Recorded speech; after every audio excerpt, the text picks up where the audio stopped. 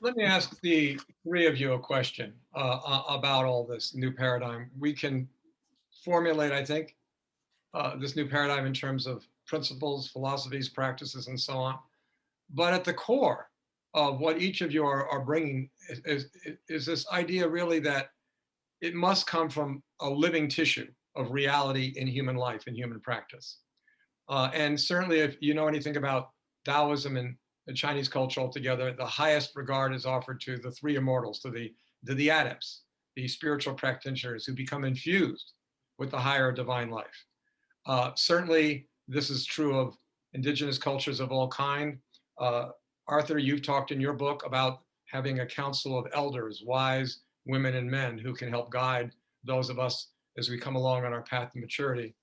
And I was thinking about this statement that D.H. Lawrence once said, that no man can know the divine until he sees it in the eyes of another human being. And I think each of us can speak of experiences of meeting extraordinary figures, spiritual figures, in whom there was a spontaneous connection and an enlivenment. Certainly that's true of every tradition I know of on earth. I was thinking about an apocryphal book said to be written by Plato, but probably not, in which there's a dialogue with a young man who comes to him and says, it comes to Socrates and says, by the gods, Socrates, you're not going to believe this, but it's true. I've never learned anything from you, as you know, but I made progress whenever I was with you, even if I was only in the same house and not in the same room, but more when I was in the same room. And it seemed, to me at least, that when I was in the same room and looked at you when you were speaking, I made much more progress than when I looked away. And I made by far the most and greatest progress when I sat right beside you and physically held onto you or touched you. And then he complains, but now, having been away, all that condition has trickled away. How do we, at this most local, intimate human culture, begin to acknowledge and differentiate the communities, like you were saying, Arthur, value the communities, monastics, lay communities, whatever, who embody this transcendent influence, bring it into our cultural sciences? How do we make that transition in a democratic, egalitarian world, highly competitive, which is highly technocratically oriented? How do we bring this forward, this element of cultural renewal forward? Well, that's a great and essential question. There's no doubt. And the paradox is that we're in a period of gigantism and of gigantic state and meta-state apparatuses. And so how does the immediate, the local, the living develop within that? And the answer is that I think it has to develop to at least a considerable extent organically and separately. So the seeds are present; they already exist. I mean, the things that I alluded to earlier in terms of these different traditions and practices do all exist, and people can engage in them. And so that takes place on a local and immediate level much more than on a grand level. But the question I would have is on a meta level, how, and this would be for Ervin, how would on a meta level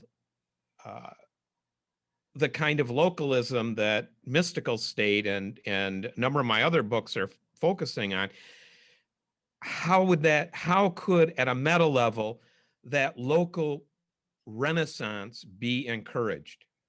That's my question. That is the question. I fully agree, yes. I think we are on the tip of an evolutionary leap, and the alternative to that is truly dismal. Now, if you look at it purely statistically, the chances are very poor. If you look at it in view of what actually has been happening in this universe and even on Earth, on the sphere of life, and then a sphere of human life, then we see a different picture. What is happening is not something that would just one dancing after another. What is happening is something that originates deep down inside us. The key is not outside. The key is not above. The key is inside and below, in us. We have to reconnect. I've written a book a couple of months ago about reconnecting to the source. I am now writing a follow-up for that. It should be published next week, as a matter of fact, called Upshift, Meeting the Challenge. And my thesis is having this blessing of a crisis, moving us out of a rut, having them in front of us, the necessity of going deep down inside us to find something, the way forward, that there is a GPS, which is not a technical one, which is an instantaneous one. It's in our consciousness. Let's talk about, we haven't mentioned too much about consciousness, but our mind, our consciousness is something that is an agent, a shaping, formative agent.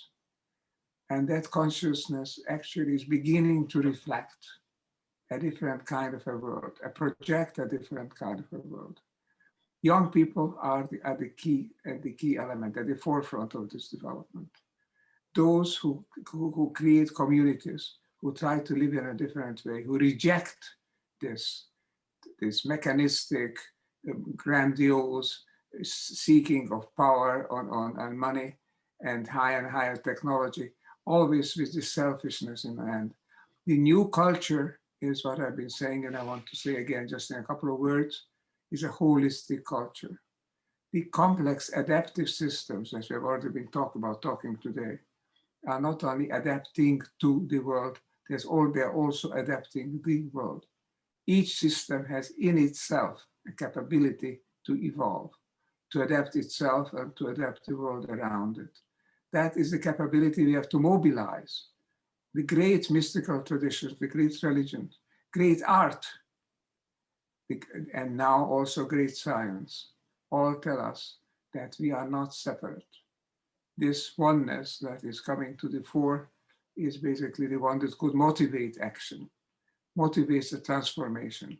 We have to look for something else than the tried and tested methods. And this something else will be found inside us.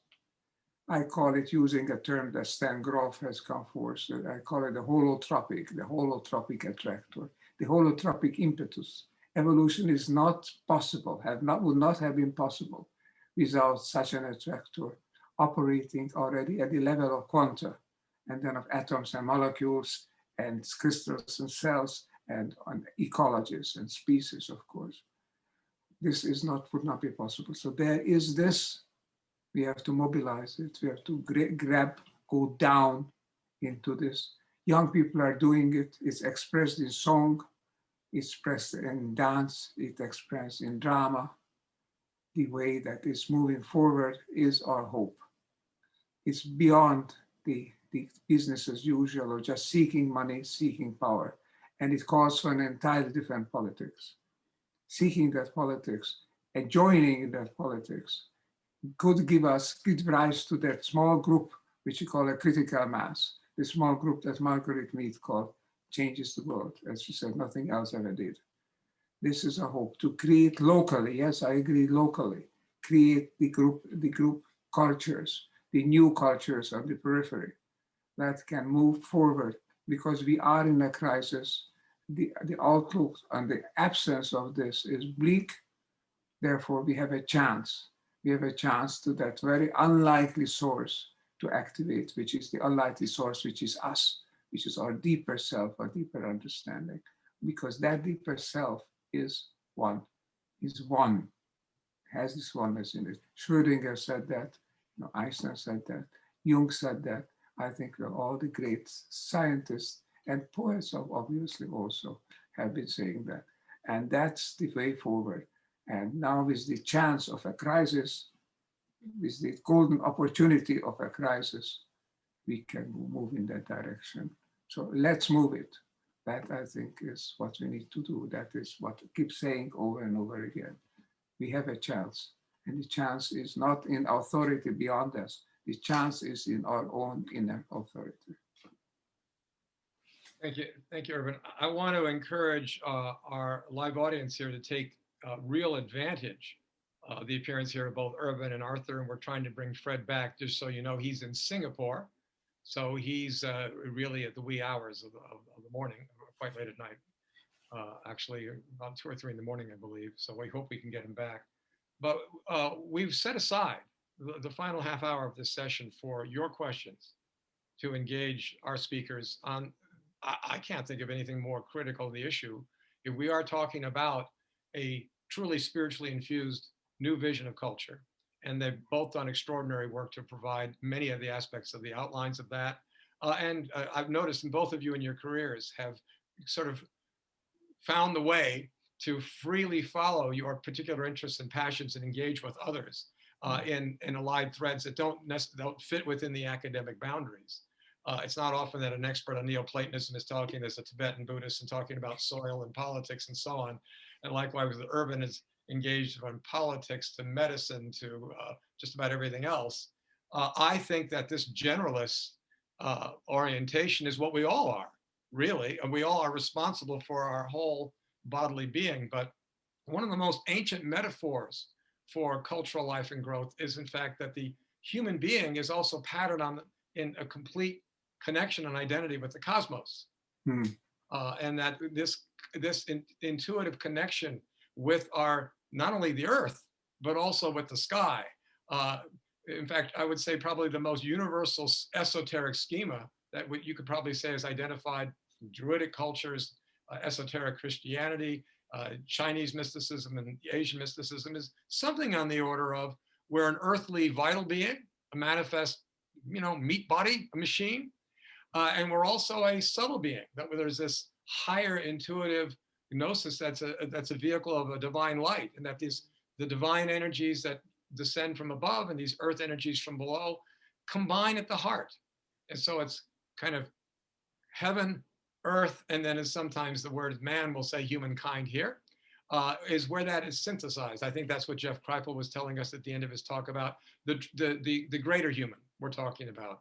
And no longer are the gods isolated elsewhere, but they are in fact manifestations of this greater reality. So these are great schemas of understanding that have been put into practice.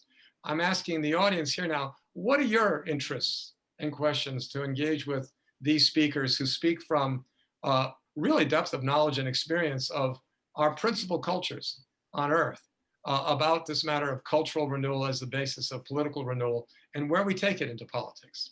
So I invite you to send me those questions, and I will bring them to you. Fred, thank you for coming back. Please, a cup of coffee put it on the Laszlo Institute tab. We know you're up in the middle of the night there. Were you able to follow? We didn't see you for a while. Were you able to follow? Yeah. Well, I was just, I turned it off for distraction, but I followed the conversation all along. I'm sitting here. So what about this matter of heaven, earth, and that meeting point and the human heart?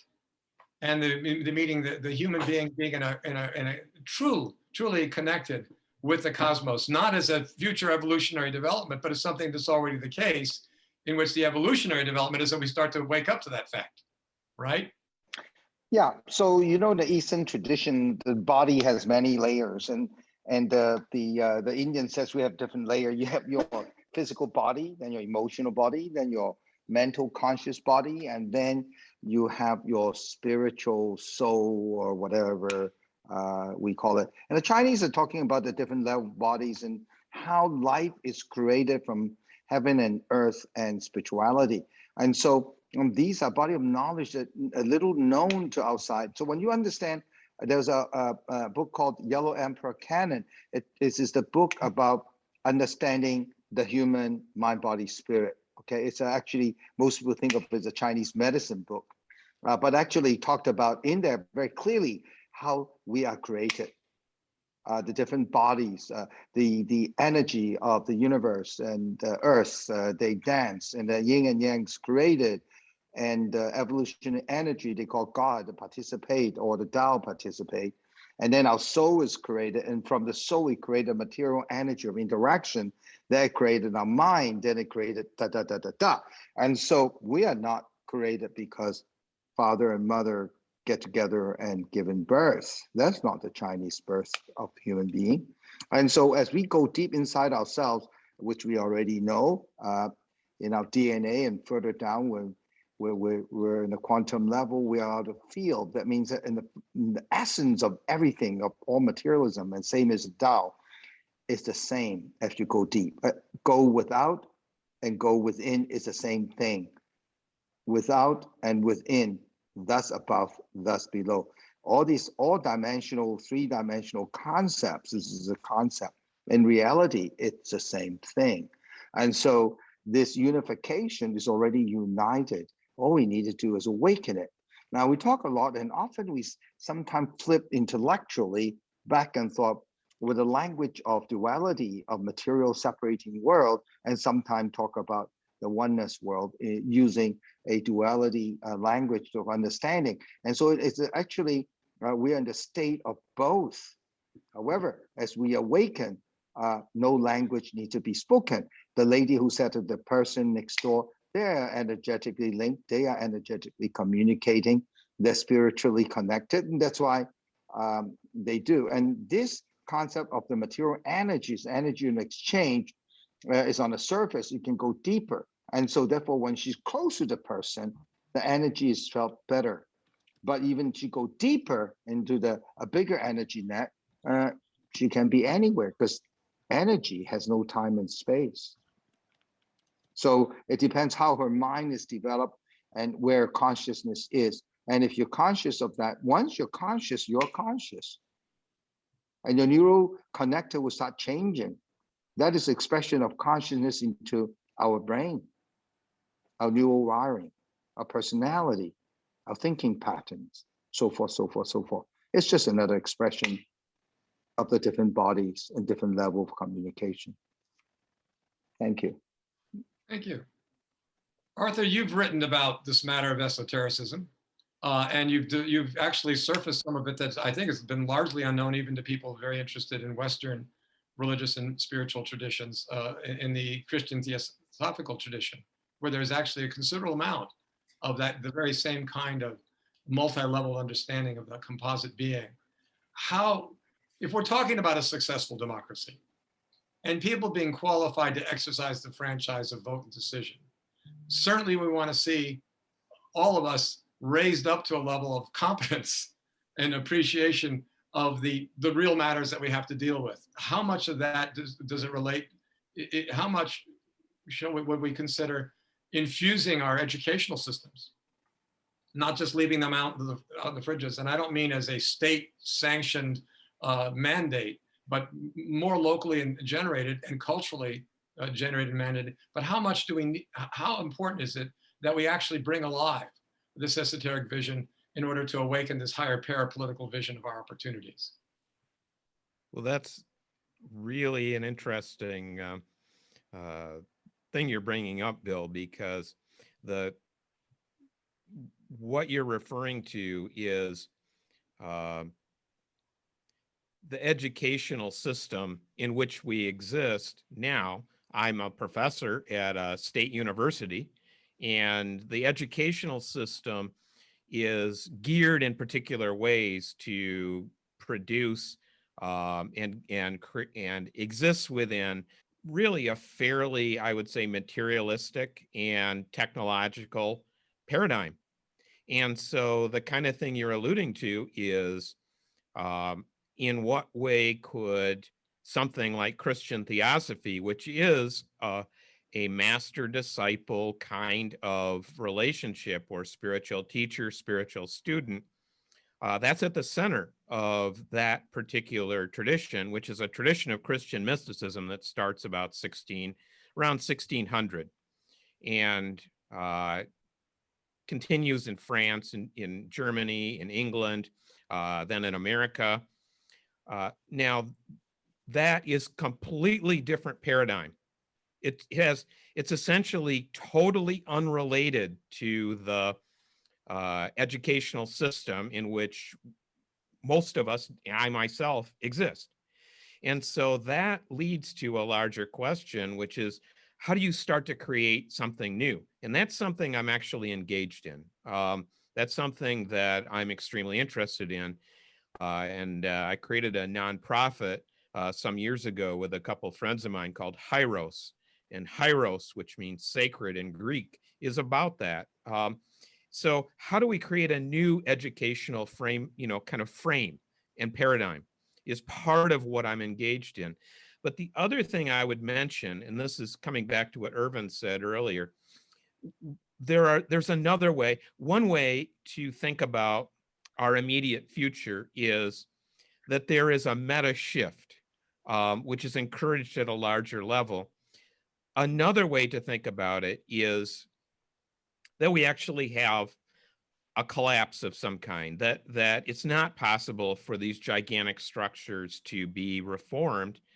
And so what we're doing when we create when we're talking right now, what we're doing is creating seeds for the future. In other words, there's another way of thinking about it as well, which is that ultimately these gigantic structures can't continue the way that they are. And so what we're doing is putting in place elements for the future to create a much more holistic, much more decentralized way of being.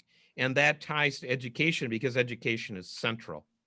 That's the means for that transformative path that I was alluding to earlier. So those are just a couple remarks that I wanted to make. And hopefully, since I'm trying to keep it very brief, it makes sense. Right. Arthur, I'd like to just pick up on one thing that you said. It's the word that you said, a concept that I think is absolutely central to the whole idea of politics. And that you mean holistic. Because the world as we know, as it's really created, as it really operates, is not by parts just exchanging superficial among themselves, randomly among themselves. There is something that creates systems, adaptive systems, adapting systems, creative systems, dissipative structures in Prigozhin's term, and something which ensures that what truly survives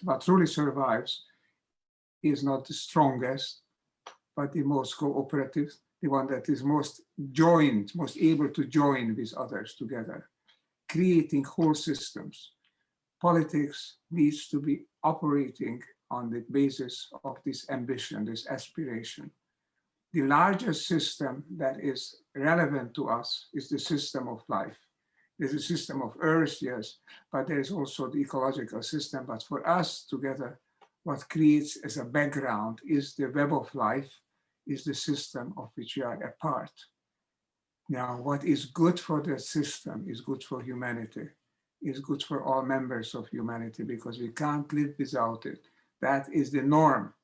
That is the basis.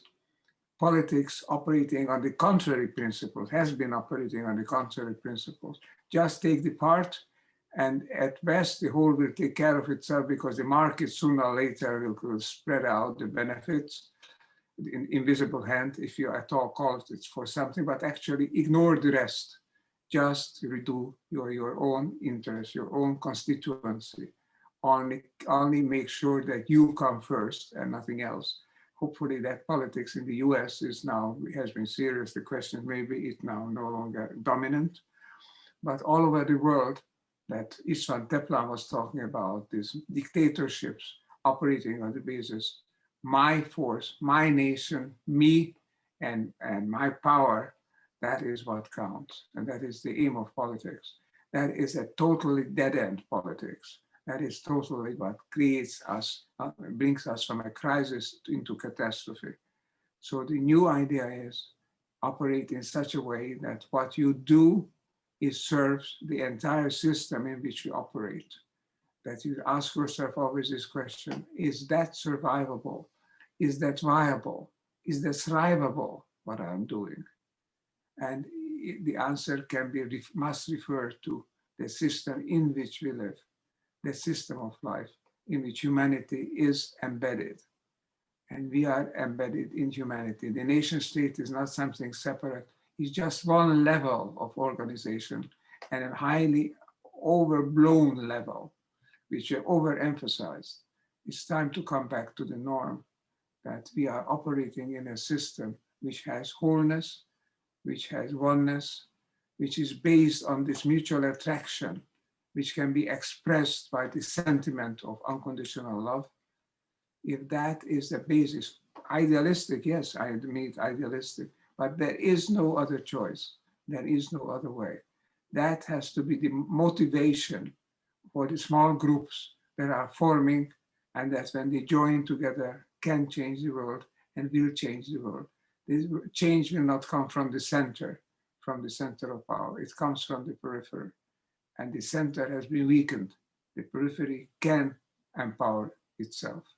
That is our chance. That is the golden opportunity brought to us by the crisis in which we live. So I have a question here for the entire panel. You have been talking about a new paradigm. And on the third day of this symposium, we're all going to gather together to draft a constitution of principles that we can all share in common. Knowing that we want our culture to be locally based, is there value to creating a universal understanding that we all share by perhaps drafting a constitution? And if so, what role would that play in this process of either preventing a great collapse or actually helping us come out of one? Arthur could answer this, I think, best. Well, can you rephrase that question? I think the question is the exercise that this symposium plans to do, it's kind of ramping up onto day 3, looking at the different kinds of emergent possibilities for cooperation, self-governance, using networks, revivification of our democracy around this much more intimate local processes that we're going to actually experiment with together. Concluding on day 3, in which everybody here is invited to actually join together in a two-hour sessions to write, put down on paper, and share and decide what are the universal principles for an Earth Charter, an Earth Constitution that would serve this process of harmonization and restoration of our Earth. Well, I'm not really the right one. Ervin is much better, I'm sure, at answering this than I am. I would only urge, because it's one of the main themes in my work, decentralization rather than centralization, because when you have vast centralized power, that's when you end up with vast kinds of destruction. And one of the things that came up that I mentioned earlier was contemporary China vis-a-vis Tibet. And a decentralized Tibet is entirely feasible. And there you would have, instead of the current policy, which is to stamp out the Tibetan language in Tibet and enforce Han Chinese on the children, you would have a decentralized place for Tibetans to flourish as Tibetans. And that is essentially what I'm talking about. So I think that's a critical, if I was going to say one thing, that's a critical element, it would be decentralization and as a means of flourishing. Regionalism and localism are I think, vital. So that would be my response. So Arthur, if we're not talking about administrative structures of governance and control, but really about underlying principles that can unite us across these disparities, back in the 1960s, in the Haight-Ashbury, the flourishing of the hippie time, there was a group called the Diggers. They went onto Haight Street and they put up a wooden frame over the sidewalk, and they wrote at the top, "Frame of Reference." And everybody walking by was invited to walk through the frame of reference so that we could all share the same frame of reference. That's my question, is can we, Earth beings of all kinds, find a common frame of reference and agree upon one that actually doesn't lock people up into anybody's control or administrative structures, governance structures, political structures, but finds a commonality that releases the underlying virtues and the higher energies that we've been describing coming from all the different cultures. Bill, I would say not only the question is can. There is no alternative to it. In a way, we must. If we are to survive, we must.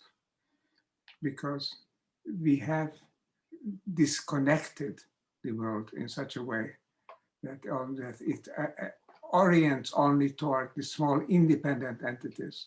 This decentralizing doesn't mean disconnecting. Connected multiplicity, yes, connected local initiatives, but overall a coherence. We must agree on the basic possibilities, which means coherent development motivated from the ground up, locally, yes. That's also something we can agree on. It's not a contradiction.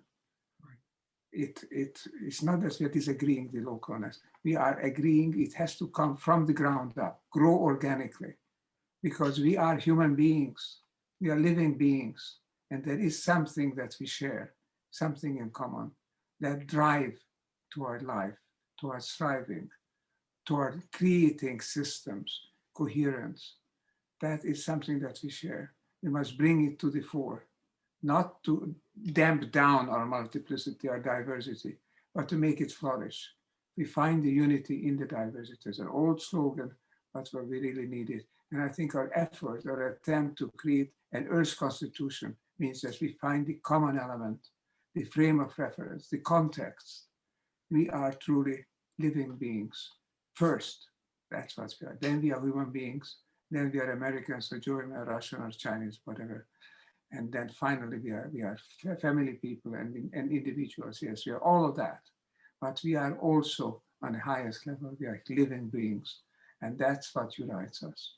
Rediscover our viability, rediscover our thrivability, which means life comes first. Thank you, Ervin. Fred, is there anything you'd like to add to that? Yeah, I think that I was just thinking as I was listening on systems and stuff. I think that again, if you one way you can think about it is that our body is a 50 trillion cell system, right? Is it centralized or is it decentralized? It's both centralized and decentralized. It's about coherence.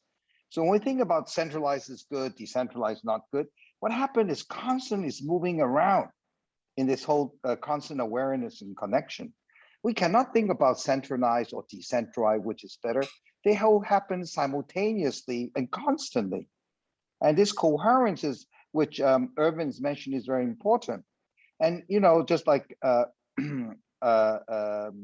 Bruce Lipton talk about biology of beliefs, we start believing this is good or bad and judgmental, this is better, that's not, what just changes the system, right? Because it is consciousness. And we're tapping on our genes differently, depending on what our belief system is, which is information flow and how we're going to use resources from the genes for the cells to respond. So first of all, we have to think about system differently. The second thing is not local and global. Global and locals are integrated, but then the local must be in the global context. Otherwise, the system is in reverse. You cannot have the global in the local context. And anyway, with technology and stuff, it's different. So today, the challenge is not just sustainability, it's also globalization and technology, but they're actually an opportunity too, because every challenge is an opportunity for evolution. Now, the Chinese have a very good system. They're now revitalists. And the Chinese have a book called The Great Learning, where technically, when you become an adult, it's also called the university, The Great Learning. And when you're 15, you go learn the book. And this book is about how do you do and understand a relational ethics system of human operations.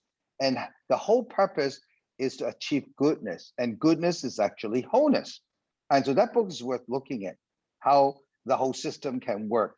Again, we have to understand with a new paradigm of well-being, which is the whole system has to be well until we're well, that everything is life and life is everything. And then what is success in life and the life journey? The one today is material, is written for the material world, and people subscribe to the story and we work with story. This is our life journey.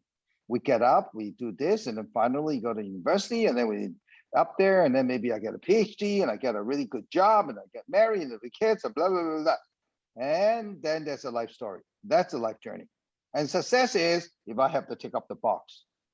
And then now people, after they become wealthy, they look at it, well, I'm not happy, but I want to be happy.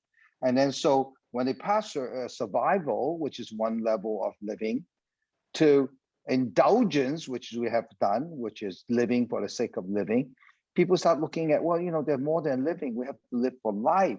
And so this is part of evolution as well.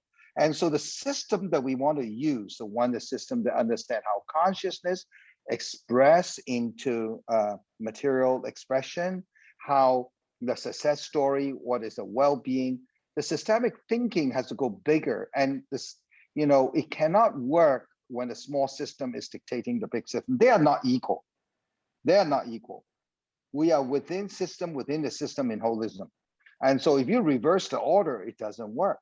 So individualistic collectivism doesn't work because it's separation. And the paradigm is unity, it's oneness. And so we have to get out of the way we think about system, the success story of life, what is well-being, which the quantum paradigm actually sets the scene to finding the existential question. In fact, it already has the existential question. So I just want to say, yes, education is very important, paradigm change, connective, but we really need to first use the paradigm and re-examine our current projection, which is our state of consciousness. So Arthur, is that contradictory to your view, or is it complementary? What I would say is, you know, Fred's last remark about consciousness is critical. I think having a transformative path is part of what Ervin was referring to earlier when he said the answer is not external, it's internal. And it's looking within. And once you're looking within, you need an actual path, a way of transformation. And I think that's an extremely important dimension that all of us have shared in conversation here. And that also is a way of defining, in the questions, I saw the word parapolitics came up. And what does that mean? And I think one way of thinking about the term parapolitics is to think about politics in a very different way of understanding. That's what I'm aiming for in emphasizing some of the things that I've been emphasizing. There are different ways of seeing what does it mean to be one. One is an enforced oneness, which is externally imposed, which is sort of like the oneness of the Borg. The other is oneness that's experienced in an inward way. Those are completely opposite things. They're not identical. And so it's not that we're in opposition in what we're saying. It's that we need to tease out some of the differences between these concepts. And those are just a few brief remarks. But I think I would like to hear what Ervin has to say about some of these observations and some of the questions that have come up. I'd love to hear also more questions, but we have two more days where we can look at the questions and continue the dialogue. Let me just say that in the book that we are just going to publish in 2 months' time, actually, with Fred Tsao, it's called The Dawn of a New Era of Well-Being. What we are doing precisely what we have been talking about, approaching various, or rather exploring various approaches to a better world. How can we create a better world? Traditional or modern approaches, Eastern or Western, scientific or secular. We are looking at various approaches. The thing is that there are many ways leading to that. What it's leading to is a sense of unity, which is not a sense of monolithic oneness, monolithic sameness. That's external oneness, what Arthur talks, or external oneness, what Fred is talking about also. It's not the external. The internal oneness is the only oneness. I cannot call the external oneness truly oneness. That's uniformity. That's imposing the regime of a military or of a sect on the members. The true oneness comes from understanding that we are part of a diverse but coherent system, a truly adaptive evolutionary system. That sense, there is no substitute for that. That if we feel that, if we sense that, we'll start acting differently. And that, I hope, is contagious. Not only virus is contagious, this sense of oneness, it could be contagious.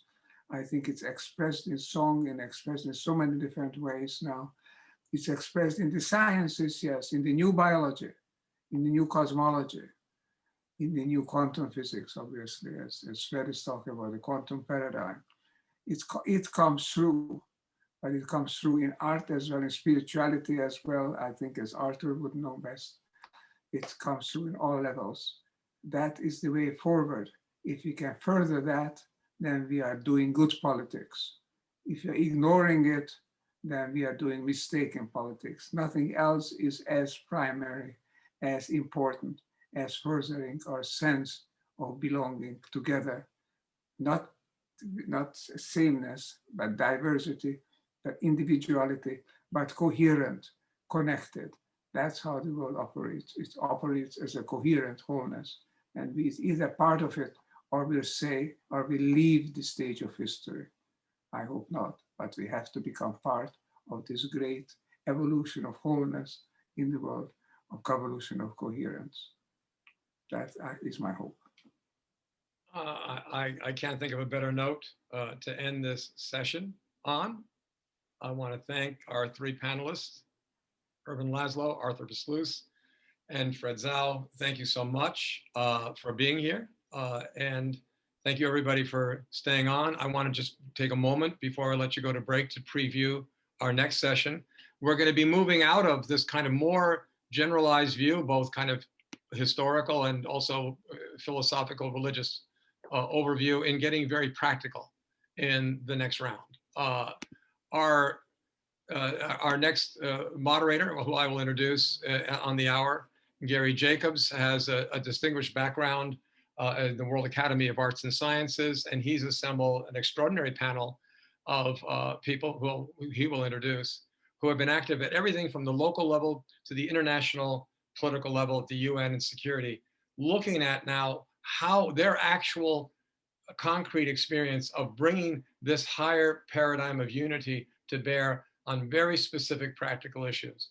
So this is a time where the rubber meets the road for the first time, and where we are in a existential crisis. That word existential crisis means that our existence is in doubt. Our survival is in doubt. There's no doubt about that if you've been participating this morning. And at the same time, there are more than a few shoots. There is, in fact, a global upsurge that has been described as a blessed unrest by Paul Hawkins, of literally tens of millions of people activating in all kinds of ways to change the paradigm totally. Well, we're going to see some frontline people who've been doing that. I'll tell you what it takes and what it ends.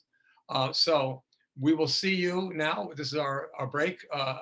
We'll see you exactly in half an hour, and begin squarely on the hour with Gary Jacobs and our next discussion.